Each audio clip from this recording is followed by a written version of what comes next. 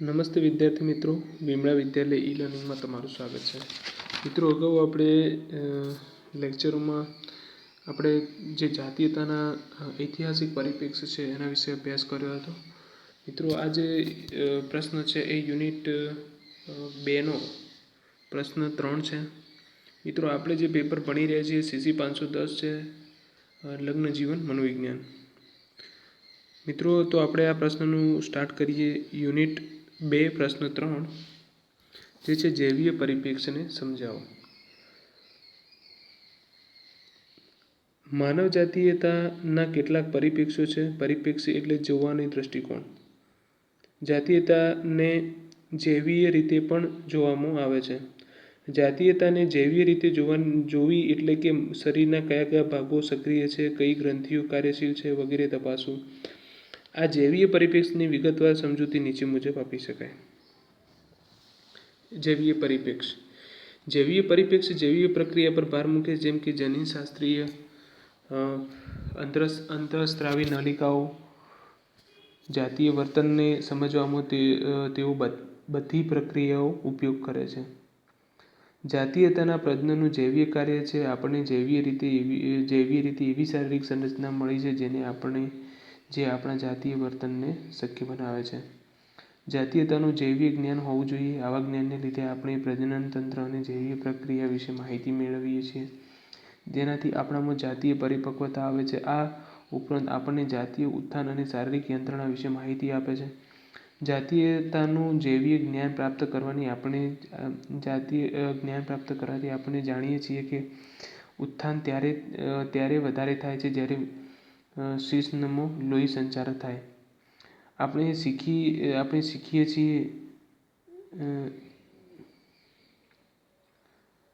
શીખીએ છીએ યોનિની દિવાલમાં ભીનાશ આવે છે, એ પણ લોહી સંરચનાનું પરિણામ છે. જાતીયતાનું જ્ઞાન આપણને આ રીતે મદદરૂપ બને છે. આપણે પરાકાષ્ઠાને કરોડરજ્જુના પ્રતિક્ષેપ કે મનોવૈજ્ઞાનિક બનાવ તરીકે નિહાળીએ છીએ. જૈવીય સંશોધકોએ સંતાનહીન કે બિન-ફળદ્રુપ યુગલો માટે ફળદ્રુપતાની નવી પદ્ધતિઓ શોધી કાઢી છે. ટેસ્ટ ટ્યુબ બેબીનું ગર્ભદાન પ્રયોગશાળાની ડીશમાં થાય છે અને તેને માતાના ગર્ભમાં દાખલ કરાય છે. કેટલાક કિસ્સાઓમાં સ્ત્રીઓ પરિપક્વ સ્ત્રીબીજને મુક્ત કરવામાં નિષ્ફળ જાય છે. આવા સમયે બીજી સ્ત્રીઓ આવા બીજનું દાન કરે છે, જે પ્રયોગશાળાના ડીશમાં પિતાના વીર્યથી ફલિત બન્યું હોય છે અને તે માતાના ગર્ભમાં કૃત્રિમ રીતે આરોપિત કરવામાં આવે છે. કેટલાક સંશોધનો તો જણાવે છે કે હવે કૃત્રિમ ગર્ભાશયની રચના પણ શક્ય બની છે. માનવ જાતીયતાનો અભ્યાસ જૈવીય પરિપ્રેક્ષ્ય કરતાં કેટલીક અદ્વિતીય પરિસ્થિતિઓનો સામનો કરવો પડે છે અને તેથી માનવીયમાં જાતીયતા ઉત્થાન માટે પ્રતિભાવને સીધી રીતે માપવાનું મુશ્કેલ છે. આવો પ્રયત્ન પ્રારંભમાં વિલિયમ માસ્ટર્સ અને વર્જિનિયા જોન્સને પોતાના પાયાના સંશોધનમાં 1950 અને 1960ના આરંભમાં કરેલો હતો. તેના દ્વારા જાતીય ઉદ્દીપન વખતે થતા શારીરિક ફેરફારની જાણકારી મેળવી છે. માસ્ટર્સ એક તબીબી હતો અને જોન્સન સંશોધક હતો. તેઓ માનતા હતા કે જાતીય પ્રતિભાવનું કાળજીપૂર્વક નિરીક્ષણ માપન પ્રયોગશાળામાં કરવા જોઈએ. જીવશાસ્ત્રનું જૈવિક જ્ઞાન એ આપણી જાતીયતા કે આપણી સમસ્યાને જીતી લેવાની ક્ષમતાઓને આગળ ધપાવે છે. કેટલીક હદે જીવવિજ્ઞાન જાતીય વર્તનને નિયંત્રિત કરે છે. શું જાતીયતા એ જૈવીય રીતે નિયંત્રિત થાય છે અથવા તેમાં આપણા મનોવૈજ્ઞાનિક ઘટકો, સંસ્કૃતિ અને નિર્ણયો લેવાની ક્ષમતાઓ વધારે અગત્યના છે? મોટાભાગના જાતીયતાના વિદ્યાર્થીઓ જાણે છે કે માનવ જાતીય જૈવિક અને મનોવૈજ્ઞાનિક ઘટકો વચ્ચે થતી સંકુલ આંતરક્રિયા છે. ઉપસંહારમાં જોઈએ તો માનવ જાતીયતાના જૈવીય પરિપ્રેક્ષ્યો પણ અતિ મહત્વના છે. જાતીયતાનું જૈવિક જ્ઞાન દરેક વ્યક્તિને હોવું જોઈએ. તે મેળવવા માટે જૈવીય પરિપ્રેક્ષ્યને સમજવું જરૂરી છે. ત્યાર પછી મિત્રો પ્રશ્ન 4 જોઈએ તો માનવ જાતીયતાના પરિપ્રેક્ષ્ય તરીકે વિવિધ સંસ્કૃતિગત પરિપ્રેક્ષ્યોને સમજાવો. એટલે કે મિત્રો આ જે પરિપ્રેક્ષ્ય છે એટલે કે કોઈ પણ વસ્તુને સમજવાની તમારો દૃષ્ટિકોણ, એમાં જે જાતીયતાને આપણે સંસ્કૃતિગત રીતે કઈ રીતે સમજીએ છીએ એ પ્રશ્નનો જવાબ આપણે આમાંથી મેળવી શકીએ છીએ. તો જોઈએ આ પ્રશ્નમાં, જાતીય વર્તન તમામ સમાજમાં જોવા મળે છે, પરંતુ દરેક સમાજમાં જાતીયતા વિશે અલગ અલગ માન્યતાઓ હોય છે. જાતીયતાના પ્રગટીકરણ ઉપર સંસ્કૃતિના પ્રતિબિંબો કે ઉદારતા મહત્વનો ભાગ ભજવે છે. કેટલાક સમાજમાં જાતીયતા પ્રત્યે ઉદાર મનોવલણો હોય છે. આમ આવા વિવિધ સંસ્કૃતિગત પરિપ્રેક્ષ્યોને સમજવા જરૂરી છે. વિવિધ સંસ્કૃતિગત પરિપ્રેક્ષ્યમાં આપણે જોઈએ તો કે સંસ્કૃતિ પરિપ્રેક્ષ્ય, ઐતિહાસિક પરિપ્રેક્ષ્ય જેમ એવા માર્ગોમાં અંતર સૂઝ આપે છે જેમાં સંસ્કૃતિ માન્યતા જાતીય વર્તનને પ્રભાવિત કરે છે. ઇતિહાસની જેમ આપણી પાસે નજરે જોનાર સાક્ષી મર્યાદિત સ્ત્રોત હોતો નથી. નૃવંશશાસ્ત્રીઓએ પ્રાથમિક રીતે સંસ્કૃતિમાં નિહાળે છે અને આપણે 20મી સદીના પ્રારંભ સમયમાં જાતીયતા વિશેના પરિપ્રેક્ષ્યમાં નૃવંશશાસ્ત્રીઓ માર્ગેટ મીડ, બોનિસલો, મેલિની વેસ્કી દ્વારા તેમાં ઉછાળો આવ્યો 1984 થી 1942માં.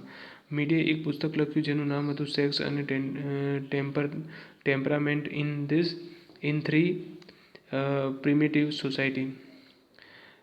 તેમાં મોટાભાગની સંસ્કૃતિ કાર્ય દ્વારા ચરિતાર્થ થતી હતી, ત્યારે પુરુષો કામ, ધંધે કે શિકાર કરવા જતો. એવી સંસ્કૃતિ પુરુષોને મજબૂત, સક્રિય અને તાર્કિક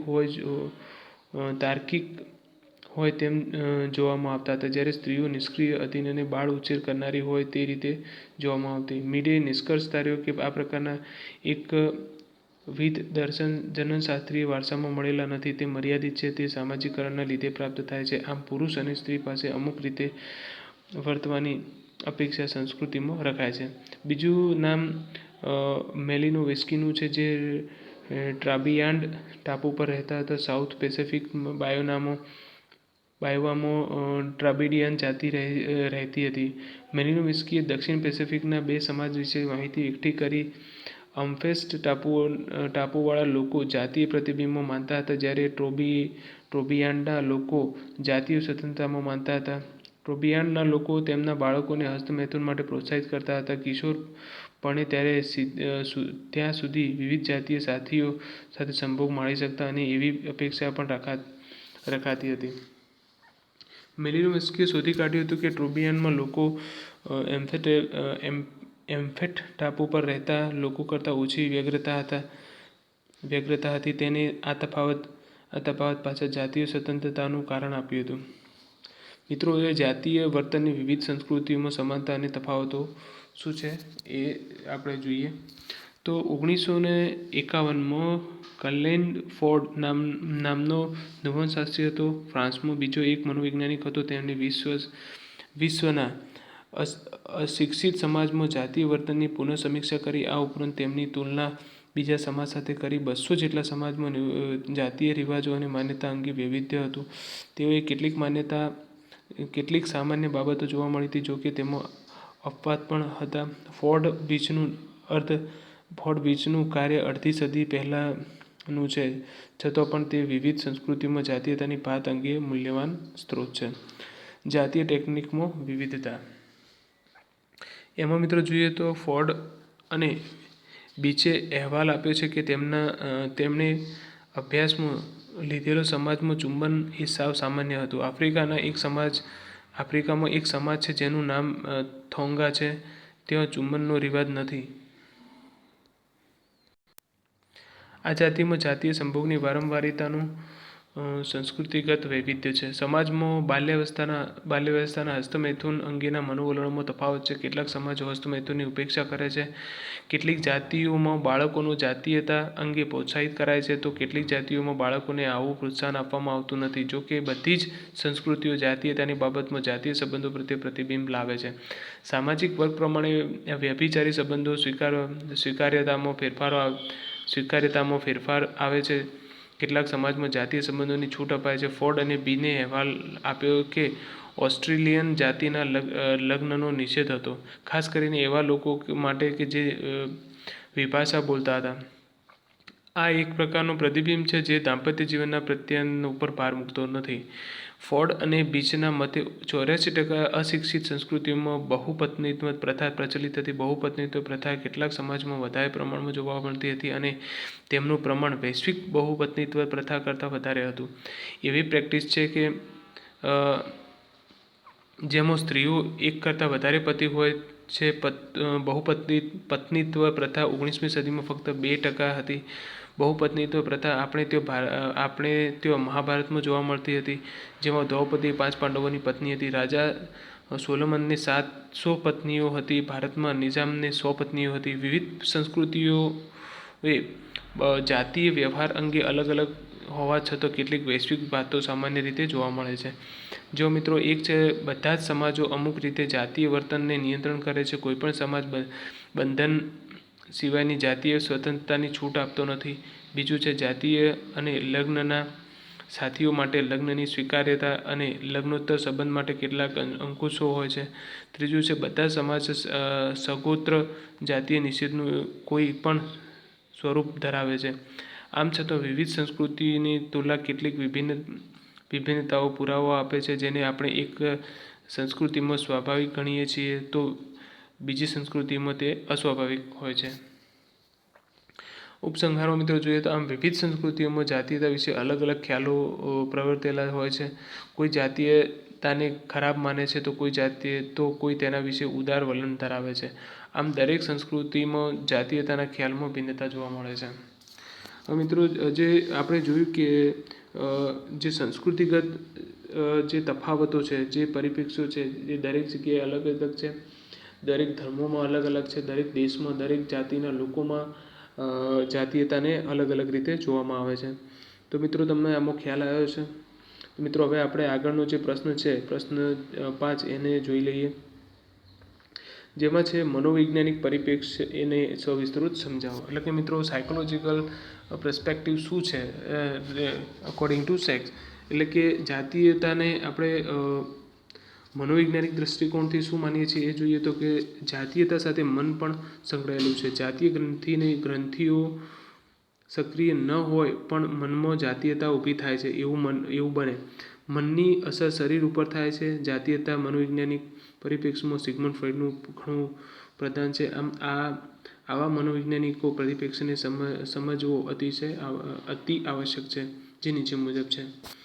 મનોવૈજ્ઞાનિક પરિપ્રેક્ષ્યમાં મિત્રો જોઈએ તો મનોવૈજ્ઞાનિક પરિપ્રેક્ષ્ય અનેક મનોવૈજ્ઞાનિકોની અસર પર ધ્યાન કેન્દ્રિત કરે છે, જેમ કે પ્રત્યક્ષીકરણ, શિક્ષણ, પ્રેરણા, આવેગ, વ્યક્તિત્વ વગેરે. આ બધી જ પ્રક્રિયાઓ આપણા જાતીય વર્તન કે સ્ત્રી પુરુષ તરીકેના અનુભવોનું અસર કરે છે. કેટલાક મનોવૈજ્ઞાનિક સિદ્ધાંતવિદો સિગ્મન્ડ ફ્રોઈડની જેમ માનવ વ્યક્તિત્વની પ્રેરણાત્મક ભૂમિકા પર ભાર મૂકે છે. બીજા લોકો આપણા અનુભવ અને માનસિક જગતના પ્રતિનિધિત્વ પર ધ્યાન કેન્દ્રિત કરે છે. તે જાતીય વર્તન પર કઈ રીતે અસર કરે છે. મિત્રો સિગ્મન્ડ ફ્રોઈડ અને મનોવિશ્લેષણાત્મક સિદ્ધાંત આપણે જોઈએ તો જેમાં એમને શું સમજાયેલું છે આપણે આમાં જોઈએ. સિગ્મન્ડ ફ્રોઈડે વિયેનાનો એક તબીબી હતો અને તેમણે વ્યક્તિત્વના એક સિદ્ધાંતની રચના કરી હતી, જેનું નામ હતું મનોવિશ્લેષણવાદ.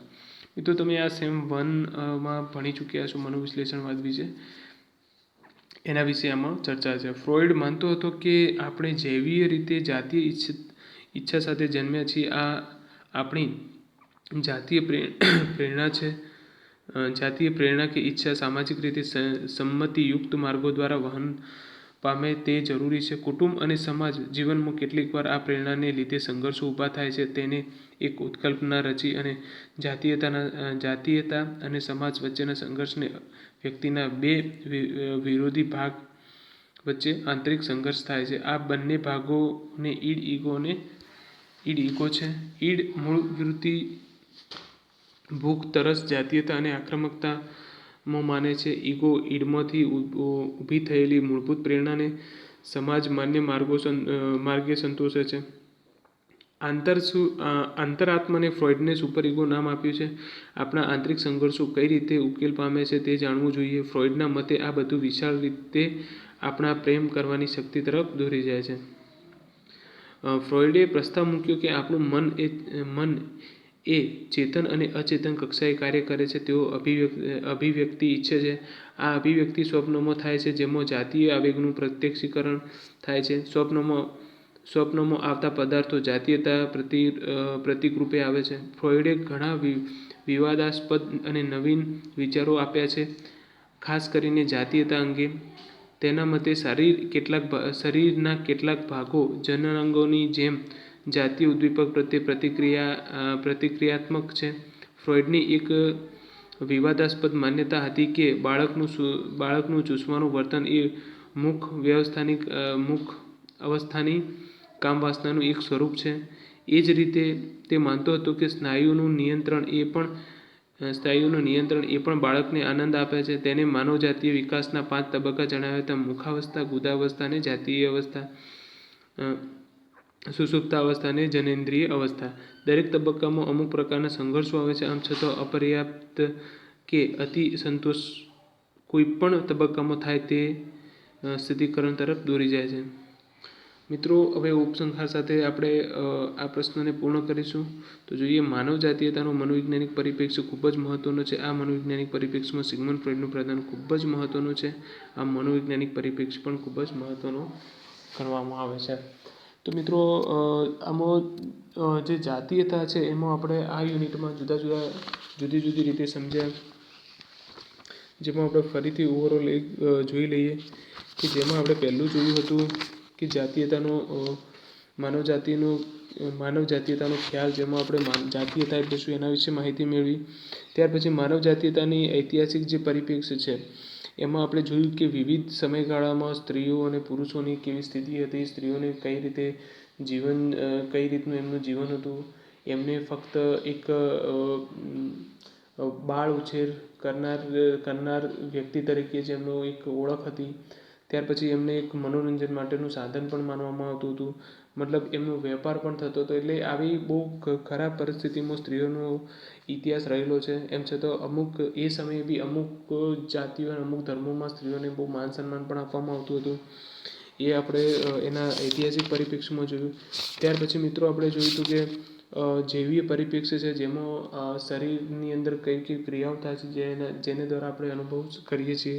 ત્યાર પછી માનવ જાતિના પરિપ્રેક્ષ્ય તરીકે સંસ્કૃતિગત પરિપ્રેક્ષ્યને આપણે જોયા, જેમાં દરેક અલગ અલગ જાતિમાં અલગ અલગ સ્ત્રીઓનું અલગ અલગ જે દરજ્જો છે, સ્ત્રીઓને કઈ રીતે માનવામાં આવે છે, સ્ત્રીઓની શું ભૂમિકા છે, એના વિશે આપણે માહિતી મેળવી.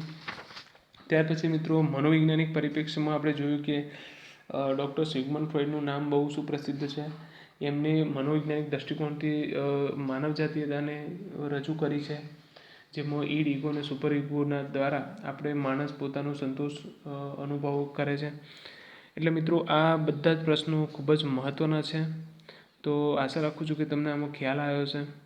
તો મિત્રો, હવે આપણે નેક્સ્ટ યુનિટમાં યુનિટ 3 સાથે મળીએ. Thank you.